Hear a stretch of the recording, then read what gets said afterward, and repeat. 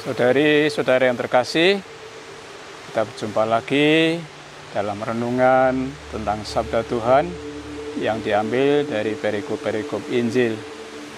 Pada hari ini kita akan disegarkan melalui Injil Yohanes bab 8 ayat 1 sampai dengan 11. Mari kita dengarkan perikop Injil Yohanes ini.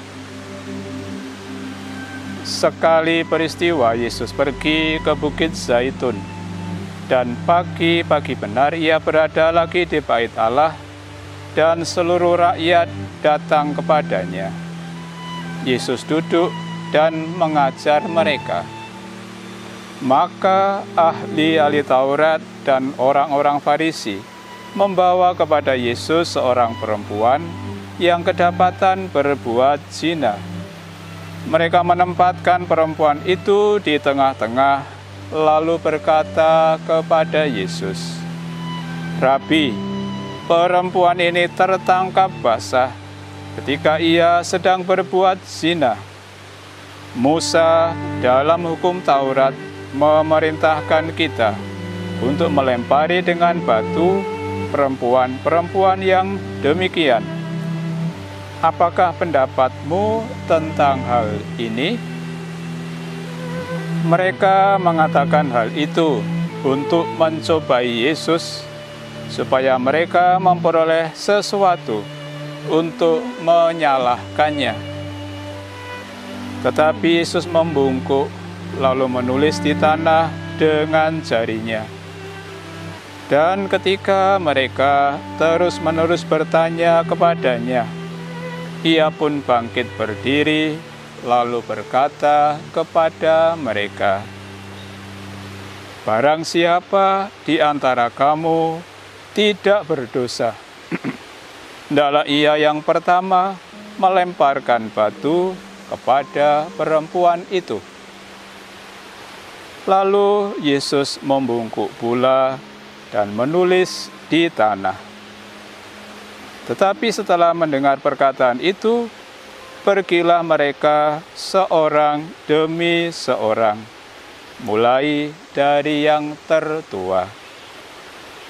Akhirnya tinggallah Yesus seorang diri dengan perempuan itu yang tetap di tempatnya. Lalu Yesus bangkit berdiri dan berkata kepadanya, "Hai perempuan, di manakah mereka? Tidak adakah seorang yang menghukum engkau?" Jawabnya, "Tidak ada, Tuhan." Lalu kata Yesus, "Aku pun tidak menghukum engkau. Pergilah dan jangan berbuat dosa lagi mulai dari sekarang." Saudari-saudara yang terkasih, kita harus mengakui bahwa kita cenderung mudah untuk menyalahkan orang lain. Tetapi sebaliknya, tidak mudah bagi kita untuk mengakui kesalahan kita sendiri. Kita bahkan senang kalau orang lain itu bersalah. Dan bahkan juga kita cenderung ikut-ikutan untuk menyalahkan orang lain. Yesus hari ini mengajak kita semua agar kita senantiasa lebih dahulu mengoreksi diri kita. Ada ungkapan Jawa yang bisa mengingatkan kita akan hal ini. Ngilowo gitokmu dewe. Pertama-tama lihatlah diri kita sendiri. Jangan tergerak untuk melihat kesalahan-kesalahan orang lain. Memang saudara-saudari harus diakui bahwa manusia itu bisa menjadi kejam bagi sesamanya. Ada pepatah Latin yang mengatakan homo homini lupus. Manusia itu menjadi serigala bagi manusia yang lain. Atau ungkapan dalam bahasa Prancis, exploitation de l'homme par l'homme. Orang itu juga bisa mengeksploitasi sesamanya. Ungkapan-ungkapan ini menunjukkan betapa manusia itu cenderung untuk menyalahkan dan bahkan secara bersama-sama juga ikut dalam rombongan untuk menyalahkan orang lain.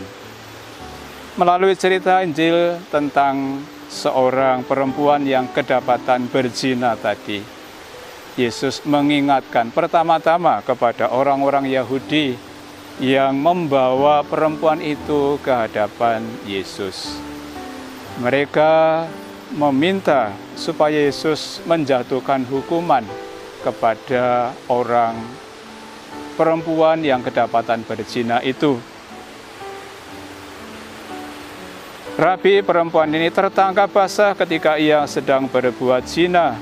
Musa dalam hukum Taurat memerintahkan kita untuk melempari dengan batu perempuan-perempuan yang demikian. Yesus tidak merespon apa yang mereka gugatkan kepada Yesus atas perempuan yang kedapatan berzina itu. Diceritakan dalam Injil, Yesus hanya membungkuk lalu menulis di tanah. Tetapi orang-orang itu terus-menerus mendesak Yesus. Lalu Yesus mengingatkan mereka dengan sabdanya yang menohok dan membuka mata mereka. Barang siapa di antara kamu tidak berdosa, hendaklah ia yang pertama melemparkan batu kepada perempuan ini. Mereka mungkin terkejut dengan sabda Yesus ini.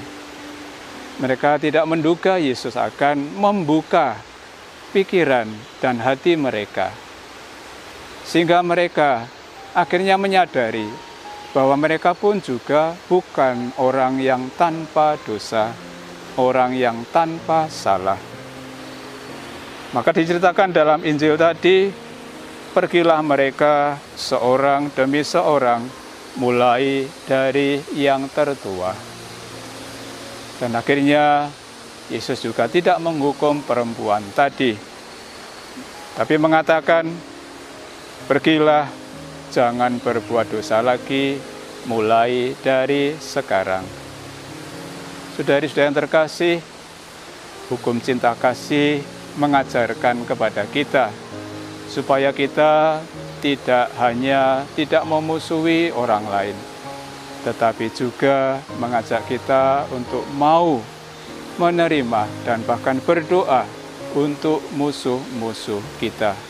Suatu ajakan bahwa kita semua hendaknya mencintai sesama kita, siapapun dan apapun kondisinya. Untuk penghakiman, Tuhanlah yang mempunyai hak.